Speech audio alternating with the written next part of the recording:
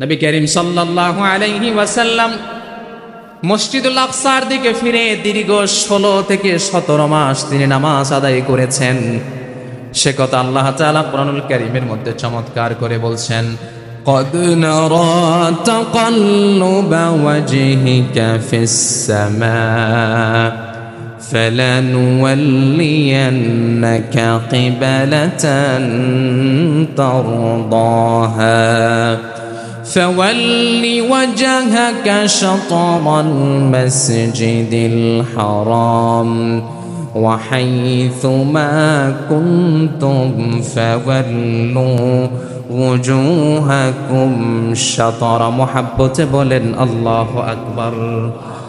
নবী করিম সাল্লাল্লাহু আলাইহি ওয়াসাল্লাম মসজিদুল আকসার দিকে ফিরে তিনি নামাজ পড়ছেন, আর মনের মধ্যে একটা ব্যথা। ওই আরবের কুফফারেরা নবী করিম সাল্লাল্লাহু আলাইহি ওয়াসাল্লামকে তিনার জন্মভূমি মসজিদ থেকে মসজিদুল হারাম থেকে বের করে দিয়েছেন, মক্কা থেকে বের করে দিয়েছেন। এজন্য নবী করিম সাল্লাল্লাহু আলাইহি ওয়াসাল্লাম জন্মভূমির দিকে আবার তিনি ফিরে যেতে চান, জন্মভূমিতে আবার যেতে চান, আর মসজিদুল হারামকে লক্ষ্য করে তিনি নামাজ আদায় করতে চান। সে কথা তিনি মনে মনে চিন্তা করছেন, আর মনে মনে আকুতি করছেন, কাকুতি করছেন, মিনতি করছেন আল্লাহ তাআলাকে বলছেন। আর আমার আল্লাহ তাআলা তিনি হচ্ছে আলিমুল গায়ব, তিনি গায়বের খবর জানেন। সুবহানাল্লাহ বলেন। রাসূলুল্লাহ যে চিন্তা করছেন সে কথা আমার আল্লাহ জানে কি জানে না? আমার আল্লাহ জানেন। আর আমার আল্লাহ রাসূলের দিকে তাকিয়ে আছেন। আমার নবী নামাজের ভিতরে সেই কল্পনা করছেন, যদি মক্কার দিকে ফিরে নামাজ পড়তে পারি। আল্লাহ তাআলা রাসূলের মনের খবর জেনে গেলেন, জেনে গিয়ে নামাজের ভিতরে আল্লাহ তাআলা রাসূলের উপর আয়াত নাযিল করে বললেন, ইয়া রাসূলুল্লাহ, আপনার মন যেদিকে মন চাচ্ছে আপনি সেদিকে ফিরে নামাজ আদায় করেন। আমাদের নবীর সাথে সাথে নামাজ অবস্থায়, নামাজ শেষ করে নয়, নামাজ অবস্থায় সাথে সাথে মসজিদুল আকসার দিকে মুখ ফিরিয়ে মসজিদুল হারামের দিকে ফিরিয়ে বাকি নামাজ মসজিদুল হারামের দিকে ফিরে আদায় করেছে। নামাজের মাঝখানে কিবলা পরিবর্তন করলেন, কারণ আদেশ যার তিনি কে? তিনার আদেশ যখন চলে এসেছে তখন আর নামাজের পরে আর হবে না, নামাজের ভিতরেই ফিরে গেলেন। সুবহানাল্লাহি ওয়া বিহামদিহি। প্রাণ প্রিয় ভাইয়েরা, অর্থাৎ এই অ্যাঙ্গেল থেকে বুঝলাম মসজিদুল আকসার গুরুত্ব কম না বেশি? নবী করিম সাল্লাল্লাহু আলাইহি ওয়াসাল্লাম থেকে হাদিস বর্ণনা করেছেন আবু হুরায়রা রাদিয়াল্লাহু তাআলা চমৎকার করে বলছেন, লা তাশুদ্দুর রিহালু ইল্লা ফি সালাসাতি মাসাজিদ। তিনটা মসজিদ ছাড়া সওয়াবের নিয়তে আর কোনো মসজিদের মধ্যে ভ্রমণ করা যাবে না। নামাজ পড়তে পারেন, কিন্তু ওই মসজিদে নামাজ পড়লে বেশি লাভ হবে, ওই মসজিদে যদি নামাজ পড়ি বেশি সওয়াব হবে, এই নিয়ত করে যেতে পারবেন না। তবে এই নিয়তে যেতে পারেন, ওই মসজিদের খতিব ভালো আলোচনা করে তার থেকে যদি কিছু ভালো আলোচনা শুনে জীবন পরিবর্তন হবে, এমন নিয়ত হতে পারে।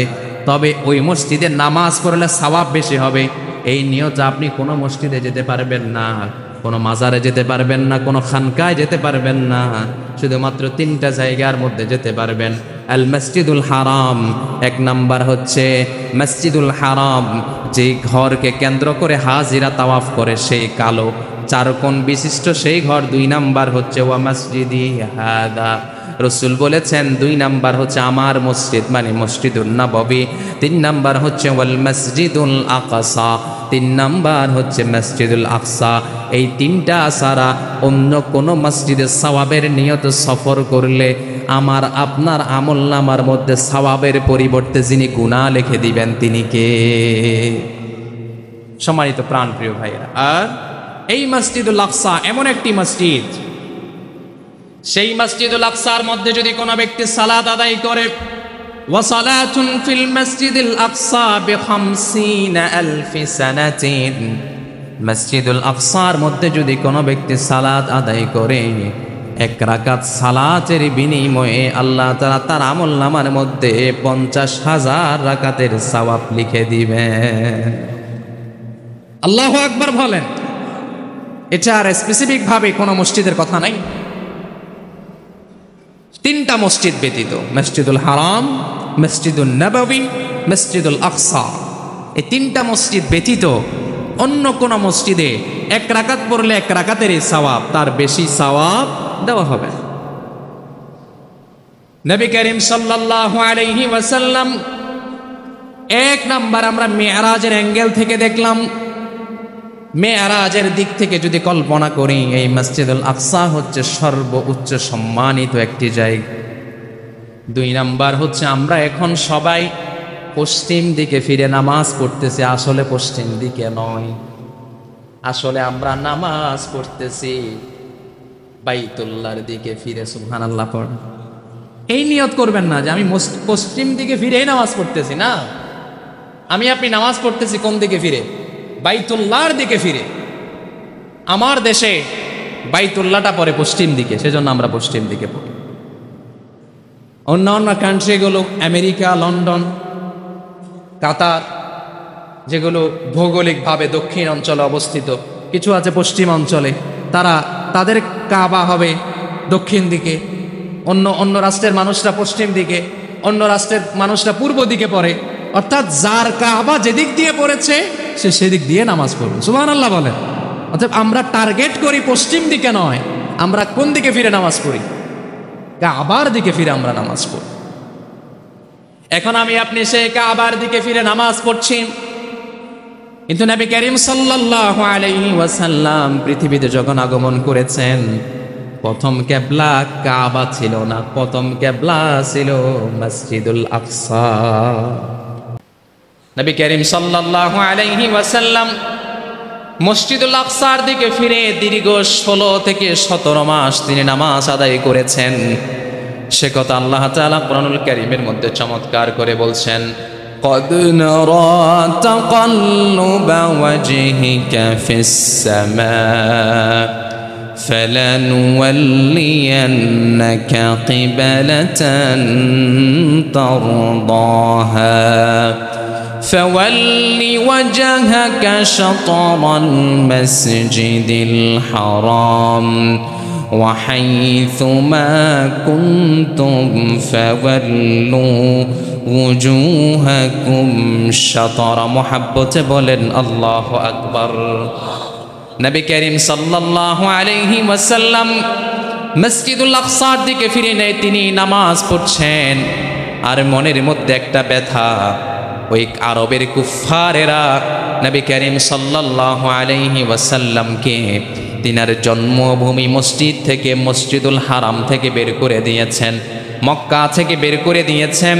এজন্য নবী করিম সাল্লাল্লাহু আলাইহি ওয়াসাল্লাম জন্মভূমির দিকে আবার তিনি ফিরে যেতে চান, জন্মভূমিতে আবার যেতে চান, আর মসজিদুল হারামকে লক্ষ্য করে তিনি নামাজ আদায় করতে চান। সে কথা তিনি মনে মনে চিন্তা করছেন, আর মনে মনে আকুতি করছেন, কাকুতি করছেন, মিনতি করছেন, আল্লাহ তাআলাকে বলছেন। আর আমার আল্লাহ তাআলা তিনি হচ্ছে আলিমুল গায়ব, তিনি গায়বের খবর জানেন। সুবহানাল্লাহ বলেন। রাসূলুল্লাহ যে চিন্তা করছেন সে কথা আমার আল্লাহ জানে কি জানে না? আমার আল্লাহ জানেন। আর আমার আল্লাহ রাসূলের দিকে তাকিয়ে আছেন। আমার নবী নামাজের ভিতরে সে কল্পনা করছেন, যদি মক্কার দিকে ফিরে নামাজ পড়তে পারি। আল্লাহ তাআলা রাসূলের মনের খবর জেনে গেলেন, জেনে গিয়ে নামাজের ভিতরে আল্লাহ তাআলা রাসূলের উপর আয়াত নাযিল করে বললেন, ইয়া রাসূলুল্লাহ, আপনার মন যেদিকে মন চাচ্ছে আপনি সেদিকে ফিরে নামাজ আদায় করেন। আমাদের নবীর সাথে সাথে নামাজ অবস্থায়, নামাজ শেষ করে নয়, নামাজ অবস্থায় সাথে সাথে মসজিদুল আকসার দিকে মুখ ফিরিয়ে, মসজিদুল হারামের দিকে ফিরিয়ে বাকি নামাজ মসজিদুল হারামের দিকে ফিরে আদায় করেছে। নামাজের মাঝখানে কিবলা পরিবর্তন করলেন, কারণ আদেশ যার তিনি কে? তিনার আদেশ যখন চলে এসেছে তখন আর নামাজের পরে আর হবে না, নামাজের ভিতরেই ফিরে গেলেন। সুবহানাল্লাহ ওয়া বিহামদিহি। প্রাণ প্রিয় ভাইয়েরা, অর্থাৎ এই অ্যাঙ্গেল থেকে বুঝলাম মসজিদুল আকসার গুরুত্ব কম না বেশি? মসজিদুল হারামের প্রতি আমাদের ভালোবাসা যেমন, মসজিদুল আকসার প্রতি আমাদের ভালোবাসা তেমন হওয়ার দরকার আছে না নাই বলেন? আমি আপনি যখন মসজিদুল হারামে বর্তমান প্রেসিডেন্ট যখন সেখানে বেহায়াপনা উলঙ্গপনা আসর জমাচ্ছে, আমরা মন থেকে যেভাবে ঘৃণা করি ওই প্রেসিডেন্টকে, যে এরকম একটি সুন্দর জায়গা, হারাম জায়গা, জেদ্দা সহ শুরু করে, হারামের ভিতরে এখনো ঢুকতে পারেনি, জেদ্দা থেকে শুরু করে আরো যে সমস্ত জায়গা আছে আপনারা তো জানেন, সেখানের মধ্যে বর্তমান সৌদির প্রেসিডেন্ট সেখানের মধ্যে উলঙ্গপনা বেহায়াপনা শুরু করেছে। আমাদের মনে কষ্ট লাগে কি লাগে না?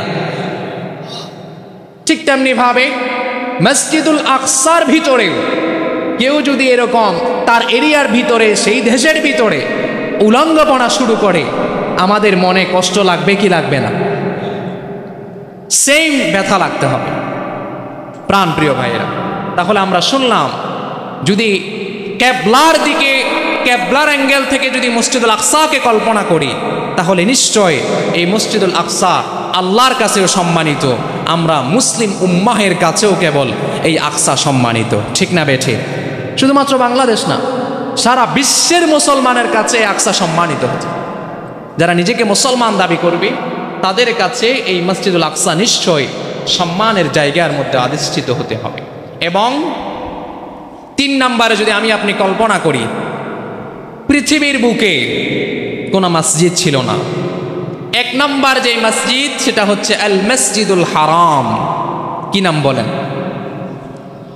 2 নম্বরে যে মসজিদ স্থাপিত হয়েছে সেটা হচ্ছে আল মসজিদুল আকসা। সুবহানাল্লাহ বলবেন না? আর এই মসজিদুল আকসাকে ঘিরে অনেক নবীর কবর আছে।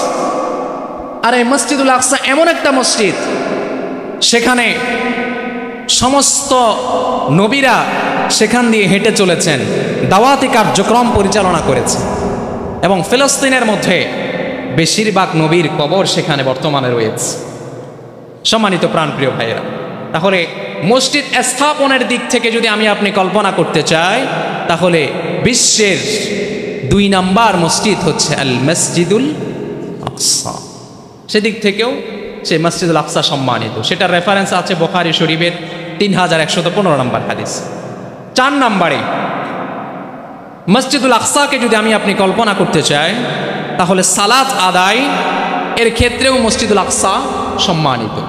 যেটা আমরা একটু আগেই বললাম, যে মসজিদুল আকসার মধ্যে যদি কোনো ব্যক্তি 1 রাকাত নামাজ পড়ে 50,000 রাকাত নামাজের সওয়াব আল্লাহ তাআলা তার আমলনামার মধ্যে দান করবেন। প্রাণপ্রিয় ভাইয়ের, 5 নম্বরে মসজিদুল আকসাকে যদি আমি আপনি কল্পনা করতে চাই, সেটা হচ্ছে সফরের ক্ষেত্রে। সফরের ক্ষেত্রে আমি আপনি সফরের অ্যাঙ্গেল থেকে মসজিদুল আকসাকে আমি আপনি কল্পনা করতে পারি। অনেকে আছি সময় পেলেই বিদেশে একটু ঘুরতে যায় মনটাকে রিফ্রেশ করার জন্যে। তাদেরকে আমি অনুরোধ করব, পরবর্তী যদি যান একবার মসজিদুল আকসাতে যায়েন। এখন মনে মনে কল্পনা করতেছে, হুজুর সেখানে তো যুদ্ধ চলছে, আপনার মনে হয় উদ্দেশ্য ভালো না, সেখানে পাঠিয়ে আমাদেরকে মেরে ফেলার চিন্তা করতেছেন না। প্রাণ প্রিয় ভাইয়েরা, যত যুদ্ধ চলুক আর যাই চলুক, এই মসজিদুল আকসার এরিয়াকে কেউ কখনো ধ্বংস করতে পারবে না। অনলাইনে দেখছেন অনেকেই মসজিদুল আকসাকে ভেঙে ফেলা অবস্থায়, এরকম কিছু ফুটেজ অনলাইনে আপনারা দেখেছেন। আসলে এগুলো ভুয়া, মিথ্যা, বানোয়াট। মসজিদুল আকসাকে কেউ দখল করতে পারবেও না, ইহুদিরা সেখানে ঢুকতেও পারবে না, সেটাকে ধ্বংসও করতে পারবে না। যিনি ঘোষণা করেছেন তিনি কে? বান্দার কথা মিথ্যা হয়, আল্লাহর কথা মিথ্যা হয়। এবং কিছুদিন আগে একটা বিষয় সবাই দেখেছেন অনলাইনে, 2-1 জন আলেম সেখানে গিয়েছেন, গিয়ে কোন উদ্দেশ্যে গিয়েছেন সেটা আমাদের জানা নাই, কিন্তু এদিকে চলতেছে মুসলমানদের মনের অবস্থা খারাপ। মসজিদুল আকসার মধ্যে আক্রমণ চলছে, ফিলিস্তিনে মানুষদেরকে মেরে ফেলতেছে সমস্ত ইহুদিরা, গাজায় মানুষদেরকে নির্বিচারে হত্যা করা হচ্ছে। আমাদের অবস্থা খুব খারাপ, মনটা ভেঙে গেছে। তো তারা সেখানে গিয়ে লাইভ করছে, সেখানে গিয়ে মানুষদেরকে বলতেছে আমরা ফিলিস্তিনদের পক্ষে আছি, ফিলিস্তিনদের সাথে আছি। সেখানে যাবে কেমনে? ফিলিস্তিনে যাওয়ারই তো স্কোপ নেই। এটা মিথ্যা বানোয়ার ছাড়া আর কিছুই নাই। কারণ বর্তমান ইসরায়েল প্রেসিডেন্ট নেতানিয়াহু সে ফিলিস্তিনে মুসলমানদেরকে এখন আপাতত ঢুকতে দিচ্ছে না। এবং আলহামদুলিল্লাহ আমরা দোয়া করতে চাই প্রাণ পড়ে বর্তমান বাংলাদেশের অন্তর্বর্তীকালীন সরকার ডক্টর ইউনূস, তিনার জন্য দোয়া করতে চাই। তিনি আপনারা দেখেছেন কিছুদিন আগে মিডিয়াতে প্রকাশ হয়েছে, ইসরায়েলি এবং ইহুদি ইসরায়েলি রাষ্ট্রের কোনো মানুষ বাংলাদেশে প্রবেশ করতে পারবে না, তাদের বাংলাদেশে ঢোকার ভিসা ক্যান্সেল করে দিই। আলহামদুলিল্লাহ বলবেন। আমরা কি চাই আমাদের দেশে ইহুদিরা ঢুকুক? চাই না, ক্যান্সেল করে দেওয়া হয়েছে। ইহুদিরা চাইলেও আমার দেশে আর ঢুকতে পারবে না ইহুদিরা। এটা আমাদের জন্য সুখবর প্রাণপ্রিয় ভাইয়েরা। এবং সফরের দিক থেকে যদি আমি আপনি মসজিদুল আকসাকে কল্পনা করি, তাহলে দেখা যায় এই মসজিদুল আকসায় সফর করার একটা কামনা, একটা ভাসনা প্রত্যেকটা মুসলমানের অন্তরে থাকা চায়। এবং মুসলমান যদি হয়, আমি আপনি কল্পনা রাখবো, যেতে পারি আর না পারি, আমরা সবাই চাই যে মসজিদুল হারামে যাব, হাজ করব, রসুলের মসজিদে নববীতে যাব, রসুলের রাউজাতে যাব, সালাত ও সালাম দিব। এরকম অন্তরের মধ্যে কামনা ভাষণ আমাদের অন্তরে আসে না নাই? ঠিক তেমনি ভাবে এই আশাও লালন করতে হবে, আমি আপনি মসজিদুল আকসাতে যাব, সেখানে গিয়ে নামাজ পড়ব, সেখানে গিয়ে নবীদের কবর জিয়ারত করব। এই অন্তরের মধ্যে এই ভরসাও রাখা চায়। আল্লাহ তাআলা কবুল করুন। এবং ফিলিস্তিনের মধ্যে তীর্থযাত্রী যারা আছে, তারা যদি সেখানে যায়, তাদের জন্য বিশেষ ফজিলত রয়েছে। সেটা কিভাবে? আমরা অনেকে আছে হাজ করতে যাই। হাজ করতে আগেকার সময় এমন হতো, হজ করার পরে যাদের একটু সামর্থ্য আছে তারা মসজিদে হারামে হজ করলো, মসজিদে নববীতে জিয়ারত করলো, তারপরে মসজিদুল আকসা জিয়ারত করে তারপরে তার দেশে ফিরে আসলো। কারণ হাদিসের মধ্যে 3টা মসজিদের কথা সম্মানিত আছে। এই জন্য আগেকার সময় এমন হতো, যারা হাজ করতে যেতেন প্রথমে বাইতুল্লাহতে যেতেন, হাজ করতেন, তারপরে মসজিদে নববীতে যেতেন, জিয়ারত করতেন, তারপরে মসজিদুল আকসাতে যেতেন। মসজিদুল আকসাতে গিয়ে নামাজ পড়ে জিয়ারত করে তারপরে আবার নিজ দেশে ফিরে আসতেন। এটা এখন বিলুপ্ত হয়ে গেছে। আমি বলবো যাদের সামর্থ্য আছে এটা আবার চালু করা চাই, ইনশাআল্লাহ সওয়াবের কাজ। 7 নাম্বার, এই ফিলিস্তিন হচ্ছে হাসরের ময়দান।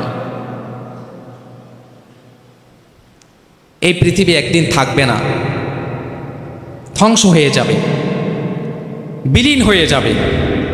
এই মসজিদ এত শক্ত পিলার, 20 তলা 30 তলা পাইলিং করে করা হচ্ছে, পিলার থাকবে না। শুধুমাত্র একটি ফুৎকারের বিনিময়ে ইসরাফিল আলাইহিস সালামের। দেখেন, একটু যদি কল্পনা করি, এত শক্ত করে বানালাম, চিন্তা করি যে বিল্ডিং ভাঙ্গার যে যন্ত্রগুলো আছে সেগুলা দিয়েও যদি আমার বিল্ডিং ভাঙতে হয় অন্তত 1 বছর লাগবে একেবারে ধূলিসাৎ করতে। কিন্তু একটি ফু, কেমন ফু, যেটা এক ফুর কারণে পুরা ছত্রভঙ্গ হয়ে যাবে পৃথিবী। এটা কেন হয়? এটা হচ্ছে আল্লাহর নির্দেশ, সেজন্য এই ফুয়ের পাওয়ার বেশি। যদি এই ফুয়ের পাওয়ারে আল্লাহর নির্দেশ না থাকতো তাহলে এই ফুয়ের পাওয়ার, অর্থাৎ যেই ফুটার পাওয়ারের ভিতরে আল্লাহর নির্দেশ আছে, কেবল সেই একটা ফুয়ের কারণেই কেবল পৃথিবী ধ্বংস হবে। যদি আল্লাহ তাআলা নির্দেশ না দেন তাহলে 1000 ফু দিলেও কাজ। এখান থেকে একটা বিষয় বোঝা যায়, পৃথিবীর যত কিছুই আছে, মানে যেটা আল্লাহ তাআলা অর্ডার করবেন সেটার বিপরীতে ঠেকানোর ব্যক্তি, সেটার বিপরীতে ঠেকানোর কোনো শক্তি পৃথিবীর মধ্যে আবিষ্কৃত হতে পারবে না, কেননা আল্লাহর নির্দেশ। সম্মানিত প্রাণপ্রিয় ভাইয়েরা, সে আল্লাহ তাআলাই বলছেন এই পৃথিবী একদিন ধ্বংস হয়ে যাবে। ধ্বংস হবে কিসের মাধ্যমে? ফুৎকারের মাধ্যমে। সেই পৃথিবী ধ্বংস হয়ে আমরা সবাই দৌড়তে থাকবো, কেউ কাউকে চিনব না, দৌড়াবো, পালাবো, সে সবাই গিয়ে একসাথে ফিলিস্তিনের জমিনে একসাথে হব। সেখানেই কেবল আল্লাহ তাআলা বিচার কার্য সম্পাদন করবেন। সেই ফিলিস্তিনের ময়দানে হবে হাসরের মাঠ। সেজন্য ফিলিস্তিন যেহেতু হাসরের মাঠ হবে, সেই অ্যাঙ্গেল থেকেও ফিলিস্তিন এবং মসজিদুল আকসা মুসলমানদের কাছে সবচেয়ে বেশি গুরুত্বপূর্ণ। সম্মানিত প্রাণপ্রিয় ভাইয়েরা, এবং ৮ নম্বরে যদি আমি আপনি কল্পনা করতে চাই, তাহলে বীর এবং মহাবীর এই দিক থেকেও ফিলিস্তিনরা এবং মসজিদুল আকসা খুব বেশি সম্মানিত। পৃথিবীতে যত মুসলিম কান্ট্রি আছে, সমস্ত মুসলিম কান্ট্রিরা ভীতু, ভয় বেশি, তার তুলনায় ফিলিস্তিনরা হচ্ছে বীর। এটা আসছে মুসনাদে আহমদের হাদিস নাম্বার 2,12,000। এই হাদিসের মধ্যে এই কথাটি এসছে। নবী করিম সাল্লাল্লাহু আলাইহি ওয়াসাল্লাম চমৎকার করে বলছেন যে পৃথিবীর সমস্ত মানুষ ভীতু, কিন্তু ফিলিস্তিনের মানুষরা অন্তরের দিক থেকে খুব শক্তিশালী, এবং তারা মসজিদুল আকসাকে বাঁচিয়ে রাখার জন্য কিয়ামত পর্যন্ত যুদ্ধ করবে, তারপরে পিছু হটবে না,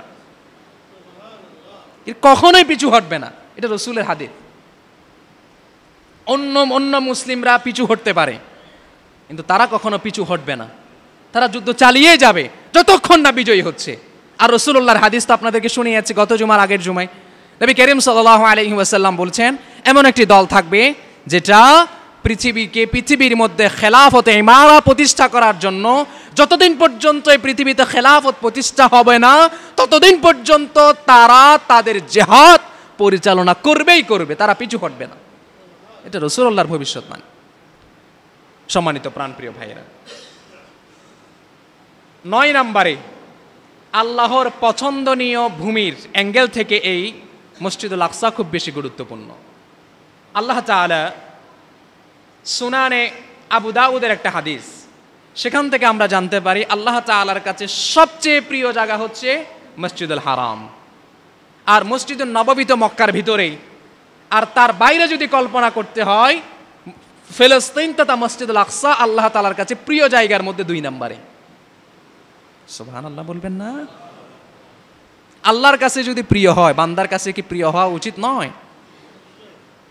সেজন্য আমাদের কাছেও প্রিয় হওয়া চাই। এবং সর্বশেষ যদি ১০ নম্বরের দিকে আমরা ১০ নম্বর অ্যাঙ্গেল তথা শেষকালের হিজরত ভূমি,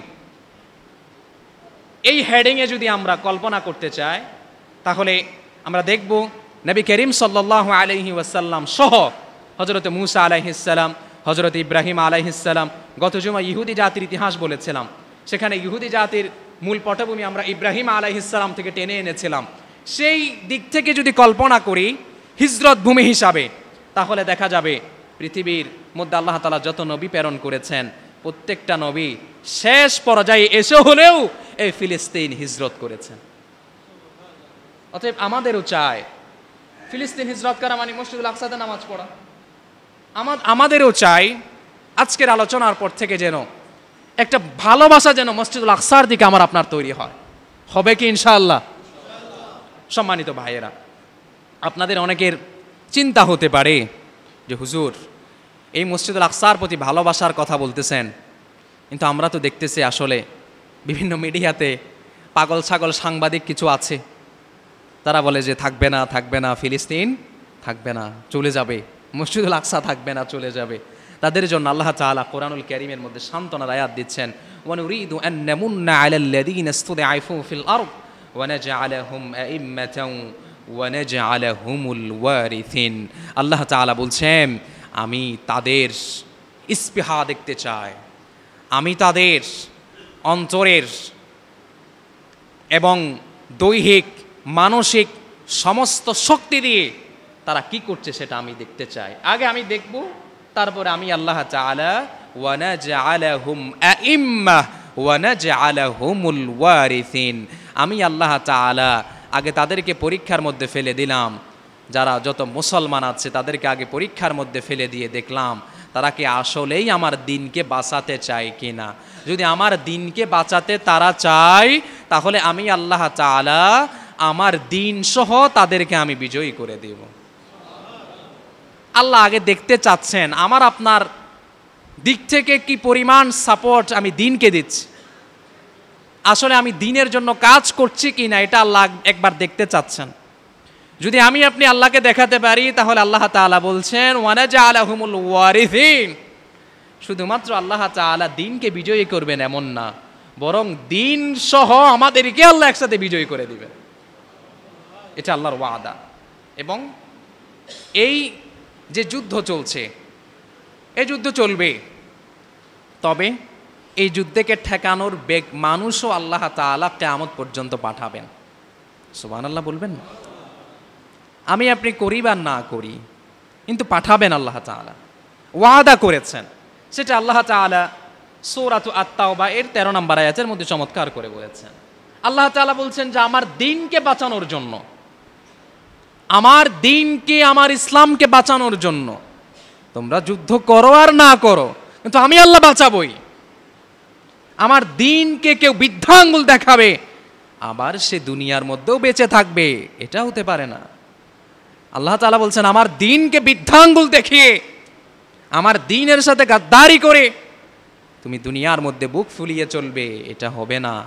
আমি আল্লাহ তাআলা আমার দিনকে বিজয়ী করব, তোমাকে বেইজ্জত করবই করব। সুবহানাল্লাহ বলেন। আল্লাহ পারে কি পারে না?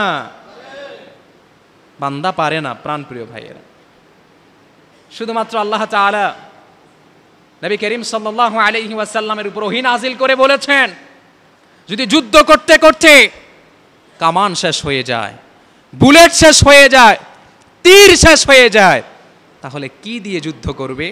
আল্লাহ তাআলা সূরাতুল আনফালের 17 নম্বর আয়াতের মধ্যে চমৎকার করে আল্লাহ তাআলা বলছেন ফালাম তাকতুলুহুম ওয়ালাকিন্নাল্লাহ কাতালাহুম ওয়ামা রামাইতা ইয রামাইতা ওয়ালাকিন্নাল্লাহ